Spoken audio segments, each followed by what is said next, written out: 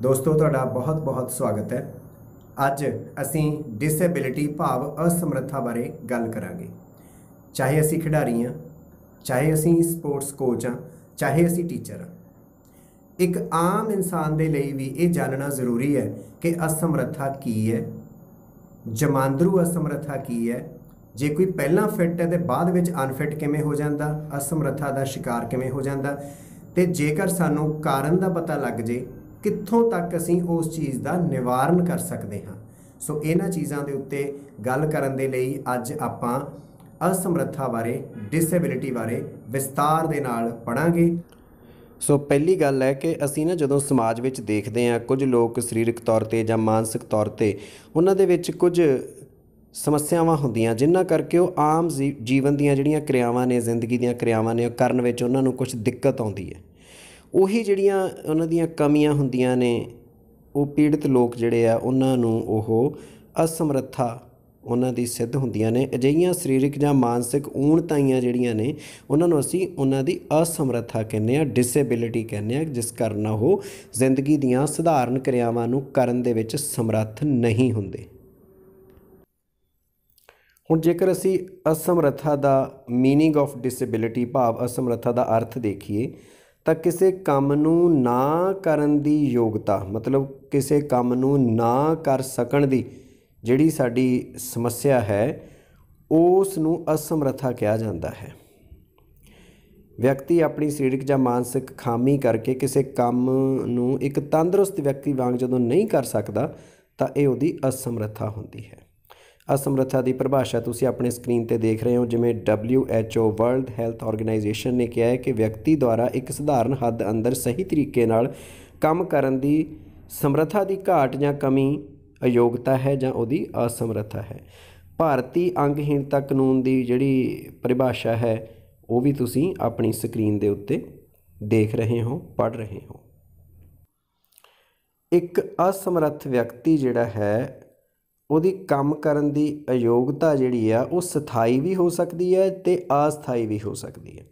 ਸਥਾਈ ਅਯੋਗਤਾ ਭਾਵ permanent disability ਦਾ ਮਤਲਬ ਹੈ ਕਿ ਉਹ ਕਦੇ ਵੀ ਜਿਉਂਦੇ ਜੀ ਉਹ ਸੰਬੰਧਿਤ ਕੰਮ ਨਹੀਂ ਕਰ ਸਕਦਾ, ਉਹਦੀ ਅਸਮਰੱਥਾ ਸਦਾ ਕਾਇਮ ਰਹਿੰਦੀ ਹੈ। ਅਤੇ ਜਿਹੜੀ ਅਸਥਾਈ ਹੈ, ਟੈਂਪਰੇਰੀ ਡਿਸੇਬਿਲਿਟੀ ਹੈ, ਉਹ ਕੀ ਹੈ ਕਿ ਉਹ ਵਿਅਕਤੀ ਕੁਝ ਸਮੇਂ ਬਾਅਦ ਇਲਾਜ ਨਾਲ ਜਾਂ ਸਮੇਂ ਨਾਲ ਠੀਕ ਹੋ ਜਾਂਦਾ ਹੈ ਅਤੇ ਉਸ ਤੋਂ ਬਾਅਦ ਉਹ ਆਪਣਾ ਕੰਮ ਸਹੀ ਤਰੀਕੇ ਨਾਲ ਕਰ ਸਕਦਾ ਹੈ। ਸੋ ਅਸਮਰੱਥਾ ਦੀਆਂ ਕਿਸਮਾਂ ਕਿਹੜੀਆਂ ਨੇ? ਕਿਰਿਆਤਮਕ ਅਸਮਰੱਥਾ ਫੰਕਸ਼ਨਲ ਡਿਸੇਬਿਲਿਟੀ ਅਤੇ ਸੰਰਚਨਾਤਮਕ ਅਸਮਰੱਥਾ ਸਟਰਕਚਰਲ ਡਿਸੇਬਿਲਿਟੀ। ਕਿਰਿਆਤਮਕ ਅਸਮਰੱਥਾ ਉਸ ਅਸਮਰੱਥਾ ਹੈ ਜਿਹੜੀ ਸਾਡੇ ਮਸਲਸ ਦੇ ਵਿੱਚ ਸਾਡੀਆਂ ਜਿਹੜੀਆਂ ਨਰਵਜ਼ ਹੈਗੀਆਂ ਨੇ, ਨਾੜੀਆਂ ਹੈਗੀਆਂ ਨੇ ਅਤੇ ਸਰੀਰਕ ਅੰਗਾਂ ਵਿੱਚ ਨੁਕਸ ਪੈਣ ਕਰਕੇ ਪੈਦਾ ਹੁੰਦੀ ਹੈ। ਕਈ ਵਾਰ ਇਹ ਅਯੋਗਤਾ ਸੱਟ ਲੱਗਣ ਕਰਕੇ ਵੀ ਹੋ ਜਾਂਦੀ ਹੈ, ਜਿਵੇਂ ਉੱਚਾ ਸੁਣਨ ਲੱਗ ਜੇ ਜਾਂ ਅੱਖਾਂ ਦੀ ਕੋਈ ਸਮੱਸਿਆ ਆ ਜਾਵੇ। ਪਰ ਜਿਹੜੀ ਸੰਰਚਨਾਤਮਕ ਅਸਮਰੱਥਾ ਹੈ ਇਹ ਸਰੀਰਕ ਢਾਂਚੇ ਵਿੱਚ ਖਾਮੀਆਂ ਕਰਕੇ ਹੁੰਦੀ ਹੈ। ਜਮਾਂਦਰੂ ਤੌਰ 'ਤੇ ਤੁਸੀਂ ਨੋਟ ਕੀਤਾ ਹੋਣਾ, ਕਈ ਕੁੱਬੇ ਹੁੰਦੇ ਆ, ਕਈਆਂ ਦਾ ਲੱਕ ਖੁੱਬਿਆ ਹੁੰਦਾ, ਕਈਆਂ ਦੇ ਮੋਢੇ ਜਿਹੜੇ ਆ ਉਹ ਝੁਕੇ ਹੁੰਦੇ ਆ ਅਤੇ ਕਈਆਂ ਦੇ ਗੋਡੇ ਭਿੜਦੇ ਹੁੰਦੇ ਆ। ਸੋ ਕਿਰਿਆਤਮਕ ਅਸਮਰੱਥਾ ਅਤੇ ਸੰਰਚਨਾਤਮਕ ਅਸਮਰੱਥਾ ਦੇ ਵਿੱਚ ਇਹ ਫਰਕ ਹੈ। ਹੁਣ ਅਸੀਂ ਦੇਖਦੇ ਹਾਂ ਕਿ ਅਸਮਰੱਥਾ ਪੈਦਾ ਹੋਣ ਦੇ ਕੁਝ ਕਾਰਨ ਨੇ, ਕਾਜ਼ਜ਼ ਆਫ ਡਿਸੇਬਿਲਿਟੀ। ਇਹਦੇ ਵਿੱਚ ਪਹਿਲਾ ਤਾਂ ਹੈ ਕਿ ਅਸੰਤੁਲਿਤ ਭੋਜਨ। ਠੀਕ ਹੈ, ਜਦੋਂ ਸਾਡੀ ਖੁਰਾਕ ਸਹੀ ਨਹੀਂ ਹੈ, ਬੈਲੈਂਸਡ ਨਹੀਂ ਹੈ, ਉਹਦੇ ਨਾਲ ਕੁਝ ਵਿਟਾਮਿਨਸ ਦੀ ਕਮੀ ਹੋ ਜਾਂਦੀ ਹੈ, ਕੁਝ ਖਾਣਯੋਗ ਪਦਾਰਥਾਂ ਦੀ ਕਮੀ ਹੋ ਜਾਂਦੀ ਹੈ, ਉਹਦੇ ਨਾਲ ਬਹੁਤ ਸਾਰੀਆਂ ਸਮੱਸਿਆਵਾਂ, ਅਸਮਰੱਥਾਵਾਂ ਪੈਦਾ ਹੋ ਜਾਂਦੀਆਂ। ਜਿਵੇਂ ਵਿਟਾਮਿਨ ਡੀ ਦੀ ਘਾਟ ਨਾਲ ਹੱਡੀਆਂ ਕਮਜ਼ੋਰ ਹੋ ਜਾਂਦੀਆਂ, ਵਿਟਾਮਿਨ ਬੀ ਦੀ ਘਾਟ ਨਾਲ ਬੇਰੀ ਰੋਗ ਲੱਗ ਜਾਂਦਾ। ਇਸੇ ਤਰ੍ਹਾਂ ਹਾਦਸਿਆਂ ਦੇ ਕਾਰਨ ਘਰਾਂ ਵਿੱਚ, ਸੰਸਥਾਵਾਂ ਵਿੱਚ, ਮੈਦਾਨਾਂ ਵਿੱਚ ਕਿਧਰੇ ਵੀ ਜਦੋਂ ਕੋਈ ਹਾਦਸਾ ਵਾਪਰ ਜੇ ਅਤੇ ਉਹ ਵਾਪਰੇ ਹਾਦਸੇ ਦੇ ਨਾਲ ਕਈ ਤਰ੍ਹਾਂ ਦੀ ਅਸਮਰੱਥਾ ਜਿਹੜੀ ਹੈ ਉਹ ਆ ਜਾਂਦੀ ਹੈ। ਸਾਡਾ ਜਿਹੜਾ ਕੋਈ ਅੰਗ ਹੈ ਉਹ ਡੈਮੇਜ ਹੋ ਜਾਂਦਾ ਹੈ। ਇਸ ਤੋਂ ਬਾਅਦ ਅੱਗੇ ਆ ਜਾਂਦੇ ਆ ਜੀ ਬਿਮਾਰੀ ਕਾਰਨ। ਤੁਹਾਡੇ ਸਾਹਮਣੇ ਹੈ ਕਿ ਕੋਈ ਇਹੋ ਜਿਹੀਆਂ ਬਿਮਾਰੀਆਂ ਬੰਦੇ ਨੂੰ ਲੱਗ ਜਾਂਦੀਆਂ ਨੇ ਜਿਨ੍ਹਾਂ ਕਰਕੇ ਵਿਅਕਤੀ ਜਿਹੜਾ ਅਸਮਰੱਥ ਹੋ ਜਾਂਦਾ, ਜਿਵੇਂ ਅਧਰੰਗ ਹੋ ਗਿਆ, ਪੋਲੀਓ ਹੋ ਗਿਆ, ਕੈਂਸਰ ਹੋ ਗਈ। ਉਹਦੇ ਨਾਲ ਸਰੀਰ ਦਾ ਜਾਂ ਸਰੀਰ ਦੇ ਕੁਝ ਅੰਗਾਂ ਦਾ ਨੁਕਸਾਨ ਜਿਹੜਾ ਹੈਗਾ ਉਹ ਹੋ ਜਾਂਦਾ ਹੈਗਾ। ਇਸ ਤੋਂ ਅੱਗੇ ਗਿਆਨ ਇੰਦਰੀਆਂ ਦੀ ਕਮਜ਼ੋਰੀ, ਵੀਕਨੈਸ ਆਫ ਜਿਹੜੇ ਸਾਡੇ ਸੈਂਸਰੀ ਸਿਸਟਮ ਹੈ। ਕਈ ਵਿਅਕਤੀ ਆਪਣੀ ਰੋਜ਼ਾਨਾ ਦੀਆਂ ਗਲਤ ਆਦਤਾਂ ਜਾਂ ਕਿੱਤਾਮਈ ਕਾਰਨਾਂ ਕਰਕੇ ਅਸਮਰੱਥਾ ਦੇ ਸ਼ਿਕਾਰ ਹੋ ਜਾਂਦੇ, ਜਿਵੇਂ ਜਿਹੜੀ ਕਮਜ਼ੋਰ ਦ੍ਰਿਸ਼ਟੀ ਹੈ, ਉੱਚਾ ਸੁਣਨਾ। ਹੁਣ ਜੇ ਤੁਸੀਂ ਬਹੁਤ ਰੌਲੇ ਰੱਪੇ 'ਚ ਰਹਿੰਦੇ ਹੋ ਜਾਂ ਤੁਸੀਂ ਕੰਮ ਇੱਦਾਂ ਦਾ ਕਰਦੇ ਹੋ ਆਟੋਮੋਬਾਈਲ ਸੈਕਟਰ ਦੇ ਵਿੱਚੋਂ, ਤੁਹਾਨੂੰ ਉੱਚਾ ਸੁਣਨ ਦੀ ਜਿਹੜੀ ਪ੍ਰੋਬਲਮ ਆ ਸਕਦੀ ਹੈ। ਇਸ ਤਰ੍ਹਾਂ ਜੇ ਤੁਸੀਂ ਕੋਈ ਲਗਾਤਾਰ ਕੰਪਿਊਟਰ ਸਕਰੀਨਸ ਦੇ ਉੱਤੇ ਜਾਂ ਮੋਬਾਈਲ ਦੇ ਉੱਤੇ ਲਗਾਤਾਰ ਕੰਮ ਕਰਦੇ ਹੋ, ਤੁਹਾਡੀ ਨਿਗਾਹ ਜਿਹੜੀ ਹੈ ਉਹ ਕਮਜ਼ੋਰ ਹੋ ਸਕਦੀ ਹੈ। ਫਿਰ ਪੰਜਵਾਂ ਕਾਰਨ ਇਹਦਾ ਹੈਗਾ ਡਿਊ ਟੂ ਡਰੱਗਸ, ਨਸ਼ੇ। ਕਈ ਵਾਰੀ ਵਿਅਕਤੀ ਜਿਹੜਾ ਹੈਗਾ ਉਹ ਨਸ਼ੇ ਦਾ ਆਦੀ ਹੋ ਜਾਂਦਾ ਹੈ ਅਤੇ ਉਹਦੇ ਨਾਲ ਕਿਸੇ ਨਾ ਕਿਸੇ ਤਰ੍ਹਾਂ ਦੇ ਆਪਣੇ ਅੰਗ ਨੂੰ ਡੈਮੇਜ ਕਰ ਲੈਂਦਾ, ਅਸਮਰੱਥ ਹੋ ਜਾਂਦਾ ਹੈ। ਲੈਕ ਆਫ ਅਵੇਅਰਨੈਸ, ਜਾਗਰੂਕਤਾ ਦੀ ਘਾਟ ਜਿਹੜੀ ਹੈ ਉਹ ਵੀ ਬਹੁਤ ਵਾਰ ਅਸਮਰੱਥਾ ਦਾ ਕਾਰਨ ਬਣਦੀ ਹੈ, ਕਿਉਂਕਿ ਉਹਨੂੰ ਪਤਾ ਹੀ ਨਹੀਂ ਹੁੰਦਾ। ਜਾਗਰੂਕਤਾ ਦੀ ਘਾਟ ਤਾਂ ਬਹੁਤ ਵਾਰ ਬਹੁਤ ਵੱਡਾ ਕਾਰਨ ਬਣ ਜਾਂਦੀ ਹੈ, ਜਿਹਦੇ ਵਿੱਚ ਉਹ ਨਾ ਤਾਂ ਆਪਣਾ ਪ੍ਰੋਪਰ ਇਲਾਜ ਕਰਾਉਂਦਾ, ਕੁਝ ਗਲਤ ਹਰਕਤਾਂ ਕਰਦਾ ਅਤੇ ਕੁਝ ਗਲਤ ਚੀਜ਼ਾਂ ਦਾ ਸੇਵਨ ਕਰਦਾ ਹੈਗਾ। ਅਤੇ ਫਿਰ ਕਿੱਥੋਂ ਕਿਹੜਾ ਇਲਾਜ ਕਰਾਉਣਾ, ਕਿਸ ਚੀਜ਼ ਨੂੰ ਕਿਵੇਂ ਠੀਕ ਕਰਾਉਣਾ, ਇਹ ਉਹਦੇ ਸੋਚ ਵਿੱਚ ਨਹੀਂ ਆਉਂਦਾ। ਦੋਸ਼ਪੂਰਨ ਸਰੀਰਕ ਢਾਂਚਾ, ਕਈ ਵਾਰੀ ਵਿਅਕਤੀ ਜਮਾਂਦਰੂ ਜਨਮ ਤੋਂ ਬਾਅਦ ਕੋਈ ਸਰੀਰਕ ਢਾਂਚੇ ਵਿੱਚ ਕਰੂਪਤਾਵਾਂ ਆ ਜਾਂਦੀਆਂ ਜਿਸ ਨਾਲ ਉਹ ਅਸਮਰੱਥਾ ਦਾ ਸ਼ਿਕਾਰ ਹੁੰਦਾ, ਜਿਵੇਂ ਕਮਜ਼ੋਰ ਮਸਲਸ ਹੋਣ, ਕੁਪੋਸ਼ਣ ਭਾਵ ਵਧੀਆ ਨਾ ਖਾਵੇ ਅਤੇ ਦ੍ਰਿਸ਼ਟੀ ਦੋਸ਼ ਹੋ ਜਾਵੇ, ਤਾਂ ਇਹ ਸਾਰੀਆਂ ਜਿਹੜੀਆਂ ਚੀਜ਼ਾਂ ਹੈਗੀਆਂ ਨੇ ਅਸਮਰੱਥਾ ਨੂੰ ਪੈਦਾ ਕਰਦੀਆਂ ਨੇ। 8ਵਾਂ ਕਾਰਨ ਹੈ ਕਿੱਤਾ, ਡਿਊ ਟੂ ਆਕੂਪੇਸ਼ਨਸ। ਹੁਣ ਕਈ ਵਾਰੀ ਵਿਅਕਤੀ ਕਿੱਤੇ ਹੀ ਇੱਦਾਂ ਦੇ ਕਰਦਾ, ਉਹਨੂੰ ਮਜਬੂਰਨ ਕਰਨੇ ਪੈਂਦੇ ਨੇ, ਜਿਵੇਂ ਲਗਾਤਾਰ ਬੈਠ ਕੇ ਕੰਪਿਊਟਰ 'ਤੇ ਕੰਮ ਕਰਨਾ, ਵੈਲਡਿੰਗ ਦਾ ਕੰਮ ਕਰਨਾ, ਮਸ਼ੀਨਾਂ 'ਤੇ ਕੰਮ ਕਰਨਾ, ਰੰਗ ਰੋਗਨ ਦਾ ਕੰਮ, ਇੱਟਾਂ ਦੇ ਭੱਠੇ 'ਤੇ ਕੰਮ ਕਰਨ ਵਾਲੇ ਵਿਅਕਤੀ ਅਲੱਗ-ਅਲੱਗ ਪ੍ਰਕਾਰ ਦੀਆਂ ਅਸਮਰੱਥਾਵਾਂ ਦੇ ਸ਼ਿਕਾਰ ਹੋ ਜਾਂਦੇ ਨੇ। ਹੁਣ ਆਪਾਂ ਦੇਖਾਂਗੇ ਕਿ ਕਿੱਤਿਆਂ ਤੋਂ ਪੈਦਾ ਹੋਣ ਵਾਲੀ ਅਸਮਰੱਥਾ ਦੇ ਕਾਰਨ ਕੀ ਨੇ। ਅਕਸਰ ਦੇਖਣ 'ਚ ਆਉਂਦਾ ਹੈ ਕਿ ਫੈਕਟਰੀਆਂ, ਕਾਰਖਾਨਿਆਂ ਜਾਂ ਕੰਮ ਵਾਲੀਆਂ ਥਾਵਾਂ 'ਤੇ ਕੰਮ ਕਰਨ ਵਾਲੇ ਲੋਕਾਂ ਵਿੱਚ ਅਲੱਗ-ਅਲੱਗ ਤਰ੍ਹਾਂ ਦੀਆਂ ਅਸਮਰੱਥਾਵਾਂ, ਡਿਸੇਬਿਲਿਟੀਜ਼ ਜਿਹੜੀਆਂ ਨੇ ਹੁੰਦੀਆਂ ਨੇ। ਉਹਦੇ ਕੀ ਕਾਰਨ ਹੋਣਗੇ? ਦੇਖੋ, ਪਹਿਲੇ ਨੰਬਰ 'ਤੇ ਹਾਦਸੇ। ਕੁਝ ਐਕਸੀਡੈਂਟ ਫੈਕਟਰੀਆਂ ਵਿੱਚ ਇਸ ਤਰ੍ਹਾਂ ਦੇ ਹੋ ਜਾਂਦੇ ਨੇ ਜਿੱਥੇ ਸਾਵਧਾਨੀ ਨਾ ਵਰਤੀ ਜਾਵੇ ਅਤੇ ਉਹ ਜਿਹੜੇ ਹਾਦਸੇ ਨੇ ਉਹ ਕਈ ਤਰ੍ਹਾਂ ਦੀਆਂ ਅਸਮਰੱਥਾਵਾਂ ਨੂੰ ਜਨਮ ਦੇ ਦਿੰਦੇ ਨੇ। ਅਜਿਹੀਆਂ ਦੁਰਘਟਨਾਵਾਂ ਵਾਪਰਨ ਨਾਲ ਮਜ਼ਦੂਰ ਸੱਟ ਲੱਗਣ ਕਰਕੇ ਨਕਾਰਾ ਹੋ ਜਾਂਦੇ ਨੇ ਅਤੇ ਉਹਨਾਂ ਦਾ ਕੋਈ ਹੱਡ ਪੈਰ ਟੁੱਟ ਜਾਂਦਾ ਜਾਂ ਬਿਜਲੀ ਦਾ ਝਟਕਾ ਲੱਗ ਜਾਂਦਾ ਅਤੇ ਉਹ ਅਸਮਰੱਥ ਹੋ ਜਾਂਦੇ ਨੇ। ਫਿਰ ਰਸਾਇਣਾਂ ਦੇ ਮਾਰੂ ਪ੍ਰਭਾਵ ਜਿਹੜੇ ਆ, ਇਫੈਕਟਸ ਆਫ ਕੈਮੀਕਲਸ ਹੈ, ਜਿਨ੍ਹਾਂ ਫੈਕਟਰੀਆਂ ਜਾਂ ਕਾਰਖਾਨਿਆਂ ਵਿੱਚ ਖਤਰਨਾਕ ਰਸਾਇਣ ਜਿਹੜੇ ਉਹ ਤਿਆਰ ਕੀਤੇ ਜਾਂਦੇ ਆ, ਉਹਨਾਂ ਦੇ ਥਾਵਾਂ 'ਤੇ ਕੰਮ ਕਰਨ ਵਾਲੇ ਲੋਕਾਂ ਨੂੰ ਸਾਹ, ਚਮੜੀ ਜਾਂ ਕੈਂਸਰ ਦੀਆਂ ਵਰਗੀਆਂ ਭਿਆਨਕ ਜਿਹੜੀਆਂ ਬਿਮਾਰੀਆਂ ਹੋਣ ਦਾ ਖਤਰਾ ਬਣਿਆ ਰਹਿੰਦਾ।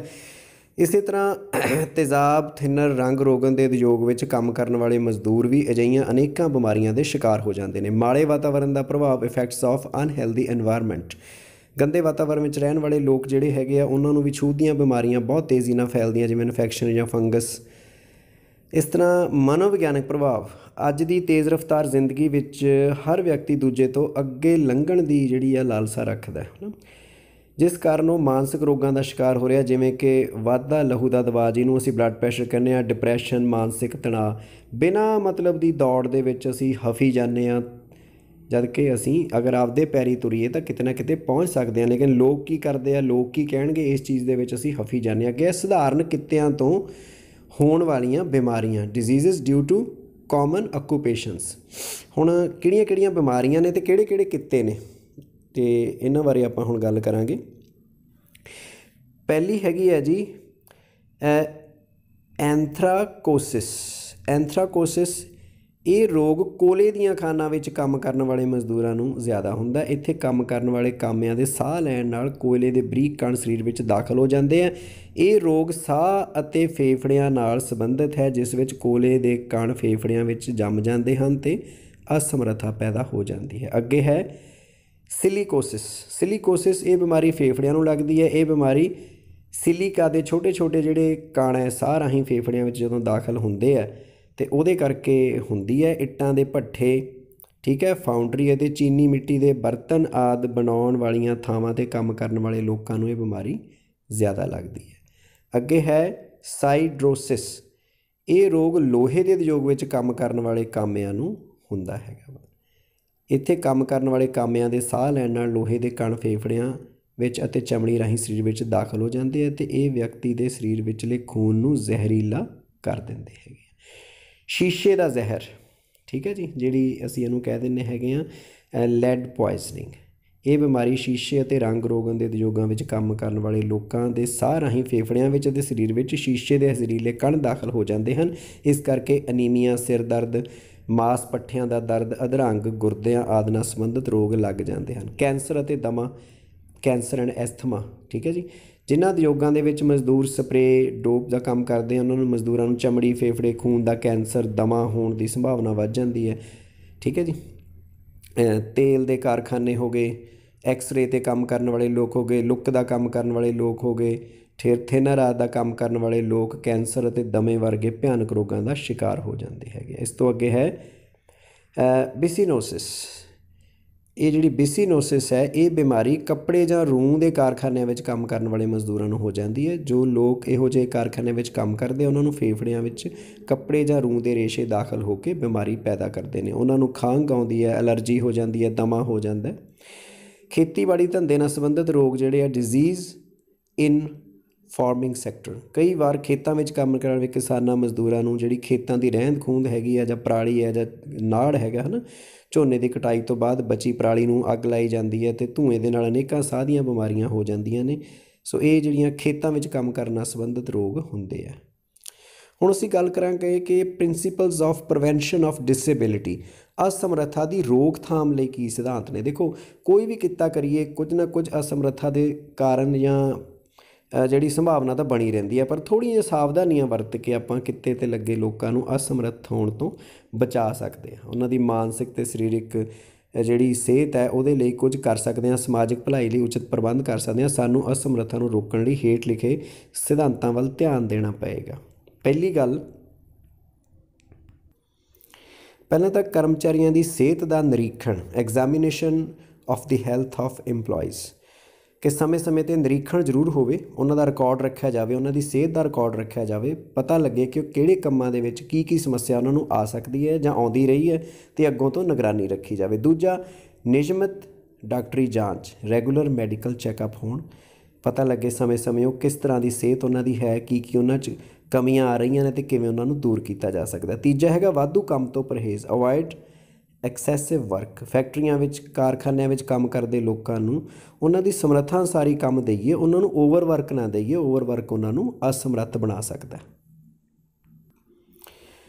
ਸੁਰੱਖਿਅਤ ਸਾਜ਼ੋ ਸਮਾਨ, ਸੇਫਟੀ ਇਕੁਇਪਮੈਂਟਸ, ਉਦਯੋਗਾਂ ਵਿੱਚ ਕੰਮ ਕਰਨ ਵਾਲੇ ਜਿਹੜੇ ਕਾਮੇ ਆ, ਉਹਨਾਂ ਦੀ ਸਿਹਤ ਨੂੰ ਧਿਆਨ ਵਿੱਚ ਰੱਖਦੇ ਹੋਏ ਇਸ ਤਰ੍ਹਾਂ ਦਾ ਸਾਜ਼ੋ ਸਮਾਨ ਸਾਡੇ ਕੋਲ ਹੋਣਾ ਚਾਹੀਦਾ, ਜਿਹਦੇ ਨਾਲ ਜੇਕਰ ਕੋਈ ਦੁਰਘਟਨਾ ਵਾਪਰਨ ਦੀ ਸੰਭਾਵਨਾ ਜਿਹੜੀ ਹੈ ਉਹਨੂੰ ਘੱਟ ਤੋਂ ਘੱਟ ਕੀਤਾ ਜਾ ਸਕੇ। ਜਿਵੇਂ ਕਿ ਬਿਜਲੀ ਦਾ ਕੰਮ ਕਰਦੇ ਸਮੇਂ ਰਬੜ ਦੇ ਦਸਤਾਨਿਆਂ ਦੀ ਵਰਤੋਂ, ਠੀਕ ਹੈ। ਸੋ ਇਸ ਤਰ੍ਹਾਂ ਦੀਆਂ ਚੀਜ਼ਾਂ ਜਿਹੜੀਆਂ ਉੱਥੇ ਹੋਣੀਆਂ ਚਾਹੀਦੀਆਂ। ਫਿਰ ਨਸ਼ਿਆਂ ਦੀ ਰੋਕਥਾਮ, ਪ੍ਰੀਵੈਂਸ਼ਨ ਆਫ ਡਰੱਗਸ, ਕੰਮ ਕਰਨ ਵਾਲੀ ਥਾਂ 'ਤੇ ਨਸ਼ਿਆਂ 'ਤੇ ਪੂਰਨ ਪਾਬੰਦੀ ਹੋਣੀ ਚਾਹੀਦੀ ਹੈ, ਅਤੇ ਨਸ਼ੇ ਕਰਨ ਵਾਲੇ ਲੋਕਾਂ ਨੂੰ ਅਤੇ ਨਸ਼ੇ ਦੀ ਹਾਲਤ ਵਿੱਚ ਉਹਨਾਂ ਨੂੰ ਕੰਮ ਕਰਨ ਹੀ ਨਹੀਂ ਦੇਣਾ ਚਾਹੀਦਾ, ਕਿਉਂਕਿ ਇਹਦੇ ਨਾਲ ਦੁਰਘਟਨਾਵਾਂ ਵੱਧਦੀਆਂ ਨੇ, ਦੁਰਘਟਨਾਵਾਂ ਨਾਲ ਅਸਮਰੱਥਾ ਵੱਧਦੀ ਹੈ। ਮੁੱਢਲੀ ਸਹਾਇਤਾ, ਉਦਯੋਗਾਂ ਵਿੱਚ ਮੁੱਢਲੀ ਸਹਾਇਤਾ ਦੀ ਸੁਵਿਧਾ ਹੋਣੀ ਚਾਹੀਦੀ ਹੈ। ਜੇਕਰ ਕੋਈ ਦੁਰਘਟਨਾ ਵਾਪਰ ਜਾਵੇ ਤਾਂ ਮੁੱਢਲੀ ਸਹਾਇਤਾ ਦੇ ਕੇ ਅਸੀਂ ਘੱਟ ਤੋਂ ਘੱਟ ਅਸਮਰੱਥਾ ਵਾਲੇ ਪਾਸੇ ਨੂੰ ਤੁਰ ਸਕਦੇ ਹੈਗੇ ਹਾਂ। ਫਿਰ ਸਾਫ ਸੁਥਰਾ ਵਾਤਾਵਰਨ, ਜਿੱਥੇ ਅਸੀਂ ਕੰਮ ਕਰਨਾ, ਨੀਟ ਐਂਡ ਕਲੀਨ ਇਨਵਾਇਰਮੈਂਟ ਉੱਥੋਂ ਦਾ ਹੋਣਾ ਚਾਹੀਦਾ, ਠੀਕ ਹੈ। ਔਰ ਗੰਦੇ ਵਾਤਾਵਰਨ ਦੇ ਵਿੱਚ ਕਿਉਂਕਿ ਬਿਮਾਰੀਆਂ ਫੈਲਦੀਆਂ ਨੇ, ਅਸਮਰੱਥਾ ਵੱਧਦੀ ਹੈ, ਸੋ ਇਸ ਲਈ ਨੀਟ ਕਲੀਨ ਇਨਵਾਇਰਮੈਂਟ ਅਤੇ ਜਾਗਰੂਕਤਾ ਕੈਂਪ, ਅਵੇਅਰਨੈਸ ਕੈਂਪ ਜਿਹੜੇ ਆ ਉਹ ਲੱਗਣੇ ਚਾਹੀਦੇ ਆ। ਮਾਹਿਰਾਂ ਨੂੰ, ਡਾਕਟਰਾਂ ਨੂੰ ਬੁਲਾ ਕੇ ਜਾਗਰੂਕਤਾ ਸੈਮੀਨਾਰ ਲੱਗਣੇ ਚਾਹੀਦੇ ਆ, ਤਾਂ ਕਿ ਜਿਹੜੇ ਵੀ ਕਿਰਤੀ ਨੇ, ਲੋਕ ਨੇ, ਕਾਮੇ ਨੇ, ਉਹਨਾਂ ਨੂੰ ਪਤਾ ਲੱਗੇ ਕਿ ਉਹ ਕਿਵੇਂ ਆਪਣੇ ਆਪ ਨੂੰ ਸਰੀਰਕ ਅਤੇ ਮਾਨਸਿਕ ਤੌਰ 'ਤੇ ਫਿੱਟ ਰੱਖ ਸਕਦੇ ਆ, ਅਤੇ ਜੇਕਰ ਕੋਈ ਫਿਟਨੈਸ ਦੇ ਵਿੱਚ ਪ੍ਰੋਬਲਮ ਆਈ ਹੈ ਤਾਂ ਉਹਦਾ ਸਮੇਂ ਸਿਰ ਕਿਵੇਂ ਇਲਾਜ ਉਹ ਕਰਾ ਸਕਦੇ ਆ। ਜਿਸ ਵਿਸ਼ੇ 'ਤੇ ਆਪਾਂ ਹੁਣ ਗੱਲ ਕਰਨ ਲੱਗੇ ਹਾਂ, ਇਹ ਹੈ ਸਕੋਪ ਆਫ ਰੀਹੈਬਲੀਟੇਸ਼ਨ, ਮੁੜ ਵਸੇਬੇ ਦਾ ਖੇਤਰ। ਮੁੜ ਵਸੇਬੇ ਦਾ ਖੇਤਰ ਭਾਵ ਇਹ ਹੈ ਕਿ ਇਹਦਾ ਘੇਰਾ ਤਾਂ ਹੈ ਬਹੁਤ ਵਿਸ਼ਾਲ, ਕਿਉਂਕਿ ਦੁਰਘਟਨਾਵਾਂ ਬਹੁਤ ਨੇ ਔਰ ਬਹੁਤ ਸਾਰੇ ਲੋਕਾਂ ਨਾਲ ਵਾਪਰਦੀਆਂ ਨੇ, ਠੀਕ ਹੈ। WHO ਨੇ ਇੱਕ ਸਰਵੇਖਣ ਕੀਤਾ, ਵਰਲਡ ਹੈਲਥ ਆਰਗੇਨਾਈਜੇਸ਼ਨ ਨੇ, ਕਿ ਸਾਰੀ ਦੁਨੀਆ ਵਿੱਚ 300 ਮਿਲੀਅਨ ਅਪੰਗ ਵਿਅਕਤੀ ਹਨ, ਜਿਨ੍ਹਾਂ 'ਚੋਂ 70% ਗਰੀਬ ਦੇਸ਼ਾਂ ਦੇ ਨਿਵਾਸੀ ਹਨ। ਇਹਨਾਂ ਦੇਸ਼ਾਂ ਵਿੱਚ 1 ਜਾਂ 2% ਵਿਅਕਤੀਆਂ ਦਾ ਮੁੜ ਵਸੇਬਾ ਹੀ ਸੰਭਵ ਹੈ। ਜਿਹੜਾ ਅਸੀਂ ਰੀਹੈਬਲੀਟੇਸ਼ਨ ਹੈ, ਉਹਨਾਂ ਨੂੰ ਮੁੜ ਵਸੇਬਾ ਦੇ ਰਹੇ ਹਾਂ, ਤਾਂ ਸਿਰਫ 2% ਦਾ ਹੀ ਸੰਭਵ ਹੈ। ਪਰੰਤੂ ਪਿਛਲੇ ਕੁਝ ਸਮੇਂ ਤੋਂ ਵਿਸ਼ਵ ਸਿਹਤ ਸੰਗਠਨ ਮੁੜ ਵਸੇਬੇ ਲਈ ਕਈ ਹਮਲੇ ਮਾਰ ਰਿਹਾ ਹੈ। ਕਈ ਹਮਲੇ ਮਾਰਨ ਤੋਂ ਬਾਅਦ ਅਸਮਰੱਥਾ ਦਾ ਸ਼ਿਕਾਰ ਹੋਏ ਵਿਅਕਤੀ ਆਪਣੇ ਆਪ ਨੂੰ ਸਮਾਜ 'ਤੇ ਬੋਝ ਨਾ ਸਮਝਣ ਦੀ ਥਾਂ 'ਤੇ ਉਹਨਾਂ ਨੂੰ ਸਮਾਜ ਦੇ ਦਾਇਰੇ ਵਿੱਚ ਲਿਆਂਦਾ ਜਾ ਰਿਹਾ ਹੈ। ਭਾਰਤ ਸਰਕਾਰ ਨੇ ਅੰਗਹੀਣਤਾ ਨੂੰ ਘੱਟ ਕਰਨ ਅਤੇ ਅੰਗਹੀਣ ਵਿਅਕਤੀ ਦੇ ਹੱਕਾਂ ਦੀ ਰਾਖੀ ਕਰਨ ਲਈ ਸਮਾਜ ਵਿੱਚ ਉਹਨਾਂ ਦੀ ਪੂਰਨ ਸ਼ਮੂਲੀਅਤ ਭਾਵ ਹਿੱਸੇਦਾਰੀ ਬਣਾਉਣ ਲਈ ਅਤੇ ਅਪੰਗ ਵਿਅਕਤੀ ਦੀ ਜ਼ਿੰਦਗੀ ਨੂੰ ਵਧੀਆ ਢੰਗ ਨਾਲ ਬਿਤਾਉਣ ਲਈ ਪੁਨਰਵਾਸ ਦੇ ਕਾਰਜ ਨੂੰ ਸਹੀ ਸੇਧ ਦੇਣ ਲਈ ਭਾਰਤੀ ਪੁਨਰ ਕੌਂਸਲ RCI 1993 ਦੇ ਵਿੱਚ ਹੋਂਦ ਵਿੱਚ ਭਾਰਤ ਵਿੱਚ ਆ ਚੁੱਕੀ ਹੈ। ਤੁਸੀਂ ਆਪਣੇ ਸਕਰੀਨ ਤੇ ਦੇਖ ਰਹੇ ਹੋ ਕਿ ਭਾਰਤ ਸਰਕਾਰ ਵੱਲੋਂ 1995 ਵਿੱਚ ਇੱਕ ਐਕਟ ਜਿਹੜਾ ਸੀਗਾ ਉਹ ਬਣਾਇਆ ਗਿਆ ਸੀ, equal opportunities protection of right and full participation. ਇਸ ਵਿੱਚ ਕਈ ਸਰਕਾਰੀ, ਅਰਧ ਸਰਕਾਰੀ ਹਸਪਤਾਲ ਅਤੇ ਸਮਾਜ ਸੇਵੀ ਸੰਸਥਾਵਾਂ ਅਪੰਗ ਅਤੇ ਅਸਮਰੱਥ ਵਿਅਕਤੀਆਂ ਲਈ ਕੰਮ ਕਰ ਰਹੀਆਂ ਹਨ। ਠੀਕ ਹੈ, ਇਹ ਤੁਸੀਂ ਹੁਣ ਆਪਣੀ ਸਕਰੀਨ ਤੇ ਦੇਖ ਰਹੇ ਹੋ ਕਿ ਉਹਨਾਂ ਦੇ ਪੁਨਰਵਾਸ ਲਈ ਕਿਸ ਤਰ੍ਹਾਂ ਦੀਆਂ ਯੋਜਨਾਵਾਂ ਬਣਦੀਆਂ ਨੇ, ਕਿਸ ਤਰ੍ਹਾਂ ਦੇ ਯੰਤਰ ਤਿਆਰ ਕੀਤੇ ਜਾਂਦੇ ਨੇ ਤਾਂ ਕਿ ਉਹ ਸਮਾਜ ਵਿੱਚ ਆਪਣੇ ਆਪ ਨੂੰ ਬੋਝ ਨਾ ਸਮਝਣ ਅਤੇ ਉਹ ਸਮਾਜ ਦੇ ਮੈਂਬਰ ਬਣੇ ਰਹਿਣ ਅਤੇ ਆਪਣੀ ਉਪਜੀਵਿਕਾ ਲੋੜ ਅਨੁਸਾਰ, ਸਮਰੱਥਾ ਅਨੁਸਾਰ ਕਮਾ ਸਕਣ। ਮੈਡੀਕਲ ਮੁੜ ਵਸੇਬਾ, ਇਹ ਵੀ ਤੁਸੀਂ ਸਕਰੀਨ ਤੇ ਦੇਖ ਰਹੇ ਹੋ ਕਿ ਜੇ ਕਿਸੇ ਦਾ ਕੋਈ ਅੰਗ ਕੱਟ ਜਾਂਦਾ ਤਾਂ ਉਸ ਦੇ ਨਕਾਰੇਪਣ ਨੂੰ ਦੂਰ ਕਰਨ ਲਈ ਡਾਕਟਰੀ ਸਹਾਇਤਾ ਵਜੋਂ ਉਪਰਾਲੇ ਕੀਤੇ ਜਾਂਦੇ, ਜਿਵੇਂ ਬਨੌਟੀ ਅੰਗ ਸਪਲਾਈ ਕੀਤੇ ਜਾਂਦੇ ਆ, ਵਿਸਾਖੀਆਂ, ਕੋਈ ਬੂਟ ਵਗੈਰਾ ਦਿੱਤੇ ਜਾਂਦੇ ਆ। ਫਿਰ ਮੁੜ ਕੇ ਹੈ ਕਿੱਤਾ ਮੁੜ ਵਸੇਬਾ, ਆਕੂਪੇਸ਼ਨ ਆਫ ਓਰੀਐਂਟਡ ਰੀਹੈਬਲੀਟੇਸ਼ਨ। ਇਸ ਖੇਤਰ ਵਿੱਚ ਕਾਰਜ ਵਿਹਾਈ ਇਲਾਜ, ਆਕੂਪੇਸ਼ਨ ਥੈਰੇਪੀ ਸਰੀਰਕ ਤੌਰ 'ਤੇ ਅਸਮਰੱਥ ਵਿਅਕਤੀ ਨੂੰ ਵੱਖ-ਵੱਖ ਹੁਨਰ ਸਿਖਾ ਕੇ ਹੀਣ ਭਾਵਨਾ ਤੋਂ ਉੱਪਰ ਉਠਾ ਕੇ ਵਧੀਆ ਜੀਵਨ ਜਿਉਣ ਦੇ ਕਾਬਲ ਬਣਾਇਆ ਜਾਂਦਾ ਹੈ। ਤੁਸੀਂ ਦੇਖਿਆ ਹੋਣਾ ਬਹੁਤ ਥਾਵਾਂ ਦੇ ਉੱਤੇ ਕੋਈ ਵੀ ਇਸ ਤਰ੍ਹਾਂ ਦੇ ਵਿਅਕਤੀ ਜਿਨ੍ਹਾਂ ਦੀਆਂ ਲੱਤਾਂ ਨਹੀਂ ਕੰਮ ਕਰ ਰਹੀਆਂ, ਉਹ ਬੈਠੇ ਬੈਠੇ ਕਈ ਤਰ੍ਹਾਂ ਦੀਆਂ ਚੀਜ਼ਾਂ ਬਣਾਉਂਦੇ ਹੁੰਦੇ ਆ। ਕੋਈ ਮੰਜੇ ਬੁਣ ਰਿਹਾ, ਕੋਈ ਪੀੜ੍ਹੀਆਂ ਬੁਣ ਰਿਹਾ, ਕੋਈ ਇੱਦਾਂ ਆਪਣੀ ਰੋਜ਼ੀ ਰੋਟੀ ਕਮਾਉਣ ਦੇ ਲਈ ਉਹ ਕਿੱਤਾ ਮੁੜ ਵਸੇਬਾ ਵਾਲੇ ਪਾਸੇ ਉਹਨਾਂ ਨੂੰ ਟ੍ਰੇਨਿੰਗ ਦਿੱਤੀ ਜਾਂਦੀ ਹੈਗੀ ਆ। ਸਮਾਜਿਕ ਪੁਨਰਵਾਸ, ਸੋਸ਼ਲ ਰੀਹੈਬਲੀਟੇਸ਼ਨ। ਸਮਾਜਿਕ ਪੁਨਰਵਾਸ ਰਾਹੀਂ ਅਸਮਰੱਥ ਵਿਅਕਤੀਆਂ ਨੂੰ ਸਮਾਜਿਕ ਜੀਵਨ ਵਿੱਚ ਸਰਗਰਮ ਭਾਈਵਾਲ ਬਣਾਉਣ ਦਾ ਉਪਰਾਲਾ ਕੀਤਾ ਜਾਂਦਾ ਹੈ ਤਾਂ ਜੋ ਉਹ ਸਧਾਰਨ ਵਿਅਕਤੀਆਂ ਦੇ ਵਾਂਗ ਹੀ ਆਪਣਾ ਜੀਵਨ ਬਤੀਤ ਕਰ ਸਕਣ। ਅੱਗੇ ਹੈ ਮਨੋਵਿਗਿਆਨਕ ਪੁਨਰਵਾਸ, ਇਹ ਬੜਾ ਮਹੱਤਵਪੂਰਨ ਹੈ। ਰੋਜ਼ੀ ਰੋਟੀ ਤੋਂ ਇਲਾਵਾ ਜੇ ਮਾਨਸਿਕ ਤੌਰ 'ਤੇ ਹੀ ਬੰਦਾ ਆਪਣੇ ਆਪ ਨੂੰ ਅਪਾਹਜ ਸਮਝੀ ਜਾਵੇ ਤਾਂ ਉਹ ਕਦੇ ਵੀ ਜ਼ਿੰਦਗੀ 'ਚ ਉੱਚਾ ਨਹੀਂ ਉੱਠ ਸਕਦਾ, ਕਾਮਯਾਬ ਨਹੀਂ ਹੋ ਸਕਦਾ। ਸੋ ਕਈ ਸੰਸਥਾਵਾਂ ਇਸ ਪਾਸੇ ਵੀ ਕੰਮ ਕਰਦੀਆਂ ਨੇ। ਇਹਨਾਂ ਵਿਅਕਤੀਆਂ ਨੂੰ ਪਿਆਰ, ਹਮਦਰਦੀ ਅਤੇ ਹਰ ਸੰਭਵ ਸਹੂਲਤ ਪ੍ਰਦਾਨ ਕਰਕੇ ਉਹਨਾਂ ਨੂੰ ਇਹ ਚੀਜ਼ਾਂ ਜਦੋਂ ਅਸੀਂ ਪ੍ਰਦਾਨ ਕਰਦੇ ਹਾਂ ਤਾਂ ਉਹ ਨਿੱਜੀ ਸਵੈਮਾਨ ਨਾਲ, ਆਤਮ ਵਿਸ਼ਵਾਸ ਨਾਲ ਲਬਰੇਜ਼ ਹੁੰਦੇ ਨੇ ਅਤੇ ਉਹ ਆਪਣਾ ਕੰਮਕਾਜ ਵਧੀਆ ਤਰੀਕੇ ਨਾਲ ਕਰਕੇ ਸਮਾਜ ਦੇ ਇੱਕ ਚੰਗੇ ਮੈਂਬਰ ਵਜੋਂ ਆਪਣੀਆਂ ਜ਼ਿੰਮੇਵਾਰੀਆਂ ਨਿਭਾਉਂਦੇ ਨੇ। ਮੁੜ ਵਸੇਬੇ ਲਈ ਯੋਗਦਾਨ ਦੇਣ ਵਾਲੀਆਂ ਸੰਸਥਾਵਾਂ, contribution of institutions in the field of rehabilitation. Bharat red cross society, Indian red cross society, ਇਹ ਸੰਸਥਾ 1920 ਈਸਵੀ ਵਿੱਚ ਸਥਾਪਿਤ ਕੀਤੀ ਗਈ। ਇਸ ਦੀਆਂ 400 ਤੋਂ ਵੱਧ ਸ਼ਾਖਾਵਾਂ ਜ਼ੋਨ, ਜ਼ਿਲ੍ਹਾ ਪੱਧਰ 'ਤੇ ਕੰਮ ਕਰਦੀਆਂ ਹਨ। ਇਹ ਸੰਸਥਾਵਾਂ ਸਿਹਤ ਸੁਧਾਰ ਅਤੇ ਬਿਮਾਰੀਆਂ ਤੋਂ ਬਚਾਉਣ ਦਾ ਕੰਮ ਕਰਦੀਆਂ ਹਨ। ਇਹ ਸੰਸਥਾ ਕੁਦਰਤੀ ਆਫਤਾਂ ਸਮੇਂ ਲੋਕਾਂ ਦੀ ਮਦਦ ਲਈ ਕਈ ਉਪਰਾਲੇ ਕਰਦੀਆਂ ਹਨ। ਜ਼ਖਮੀਆਂ ਅਤੇ ਬਿਮਾਰ ਸੈਨਿਕਾਂ ਲਈ ਹਸਪਤਾਲ ਚਲਾ ਰਹੀਆਂ ਹਨ। ਇਹਨਾਂ ਨੂੰ ਰੈੱਡ ਕਰਾਸ ਹੋਮਜ਼ ਵੀ ਕਿਹਾ ਜਾਂਦਾ ਹੈ।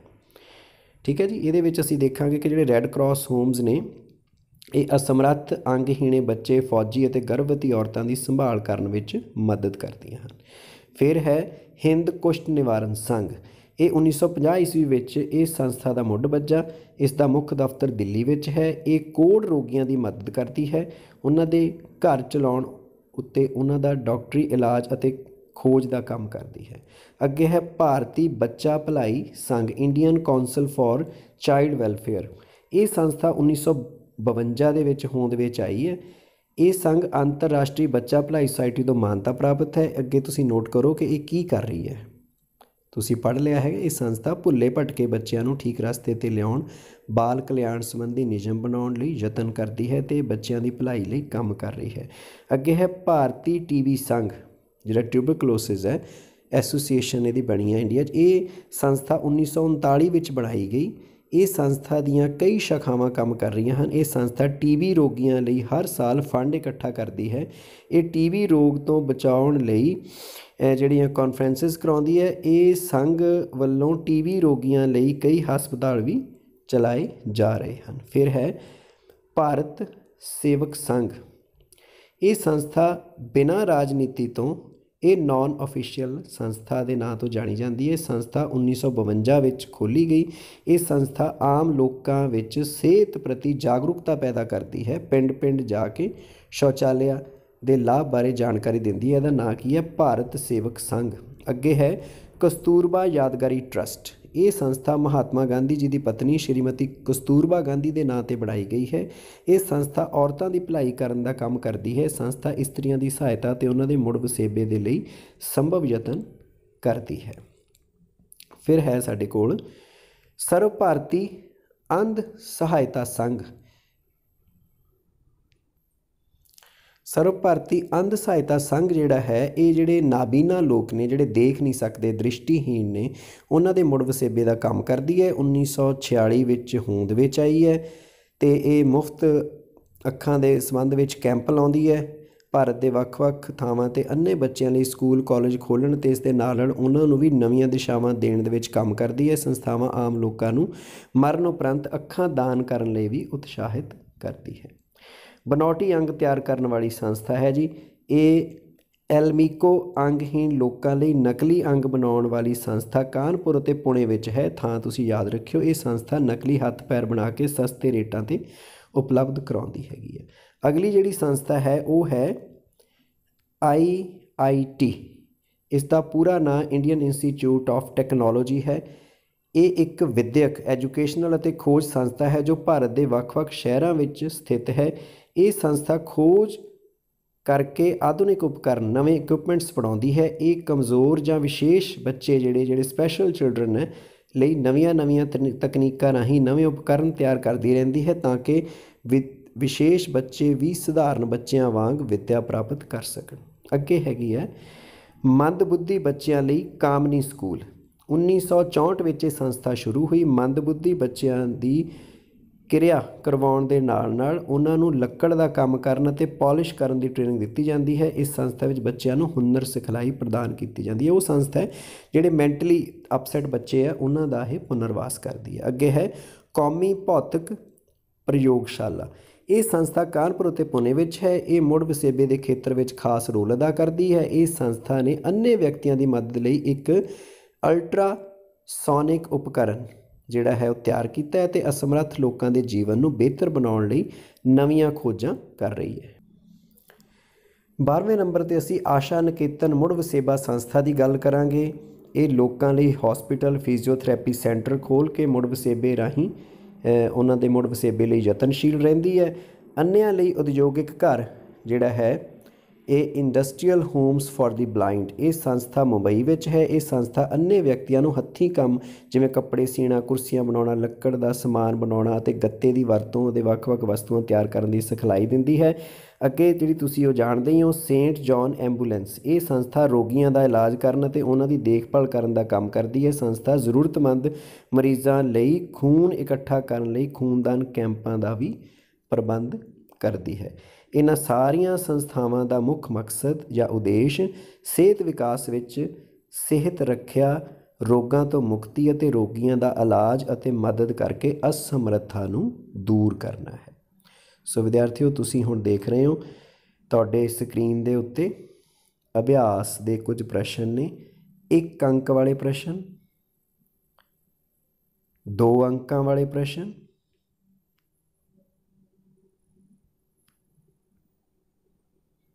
3 ਅੰਕਾਂ ਵਾਲੇ ਪ੍ਰਸ਼ਨ, 5 ਅੰਕਾਂ ਵਾਲੇ ਪ੍ਰਸ਼ਨ।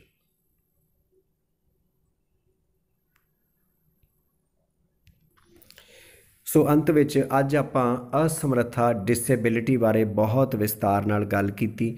ਡਿਸੇਬਿਲਿਟੀ ਕੀ ਹੈ, ਇਹਦੀ ਪਰਿਭਾਸ਼ਾ ਕੀ ਹੈ, ਡਿਸੇਬਿਲਿਟੀ ਕਿੰਨੀ ਤਰ੍ਹਾਂ ਦੀ ਹੈ, ਕਿਸ ਤਰ੍ਹਾਂ ਹੁੰਦੀ ਹੈ, ਕਿਹੜੇ ਇਹਦੇ ਮੁੱਖ ਕਾਰਨ ਨੇ, ਕਿਵੇਂ ਇਹਨੂੰ ਆਪਾਂ ਰੋਕ ਸਕਦੇ ਹਾਂ ਜਾਂ ਘਟਾ ਸਕਦੇ ਹਾਂ, ਕਿਹੜੀਆਂ ਸੰਸਥਾਵਾਂ ਅਸਮਰੱਥਾ ਜਾਂ ਡਿਸੇਬਿਲਿਟੀ ਨੂੰ ਰੋਕਣ ਵਿੱਚ ਸਹਾਇਤਾ ਕਰਦੀਆਂ ਨੇ। ਸੋ ਮੈਨੂੰ ਉਮੀਦ ਹੈ ਕਿ ਇਹ ਜਿਹੜਾ ਚੈਪਟਰ ਹੈ ਤੁਹਾਨੂੰ ਸਮਝ ਵੀ ਆਇਆ ਹੋਵੇਗਾ ਔਰ ਤੁਸੀਂ ਇਹਨਾਂ ਸੰਸਥਾਵਾਂ ਦੇ ਨਾਲ ਜੁੜ ਕੇ ਜਾਂ ਲੋੜਵੰਦ ਲੋਕਾਂ ਨੂੰ ਜੋੜ ਕੇ ਇੱਕ ਨੇਕੀ ਅਤੇ ਭਲਾਈ ਦਾ ਕੰਮ ਵੀ ਕਰੋਗੇ ਔਰ ਨਾਲ ਦੀ ਨਾਲ ਤੁਸੀਂ ਆਪਣਾ ਬੌਧਿਕ, ਮਾਨਸਿਕ, ਸਰੀਰਕ ਵਿਕਾਸ ਵੀ ਕਰੋਗੇ। ਔਰ ਇਸ ਸੁਨੇਹੇ ਨੂੰ ਕਿ ਇਹ ਲੋਕ ਵੀ ਸਾਡੇ ਸਮਾਜ ਦਾ ਅਹਿਮ ਅੰਗ ਨੇ, ਆਓ ਉਹਨਾਂ ਨੂੰ ਅਸੀਂ ਮਾਨਸਿਕ ਤੌਰ 'ਤੇ ਸੰਤੁਸ਼ਟੀ ਵੀ ਦਈਏ, ਉਹਨਾਂ ਨੂੰ ਉਹਨਾਂ ਜੋਗਾ ਜ਼ਰੂਰ ਬਣਾਈਏ ਅਤੇ ਉਹਨਾਂ ਨੂੰ ਉਹਨਾਂ ਦੇ ਮਨ ਦੇ ਵਿੱਚੋਂ ਜਿਹੜੇ ਭਰਮ ਨੇ, ਡਰ ਨੇ, ਤੌਖਲੇ ਨੇ ਜਾਂ ਨਿਕੰਮੇਪਣ ਦਾ ਅਹਿਸਾਸ ਹੈ ਉਹ ਪਰੇ ਕਰਕੇ ਜ਼ਿੰਦਗੀ ਜਿਉਣ ਜੋਗੇ ਕਰਨ ਵਿੱਚ ਸਹਾਇਤਾ ਕਰੀਏ। ਸੋ ਮੈਨੂੰ ਉਮੀਦ ਹੈ ਤੁਸੀਂ ਇਸ ਚੈਪਟਰ ਨੂੰ ਸਮਝ ਲਿਆ ਹੋਵੇਗਾ ਅਤੇ ਇਹ ਗੱਲਾਂ ਤੁਸੀਂ ਆਪਣੇ ਸਾਥੀਆਂ ਨਾਲ ਜ਼ਰੂਰ ਸਾਂਝੀਆਂ ਕਰੋਗੇ। ਸ਼ੁਕਰੀਆ।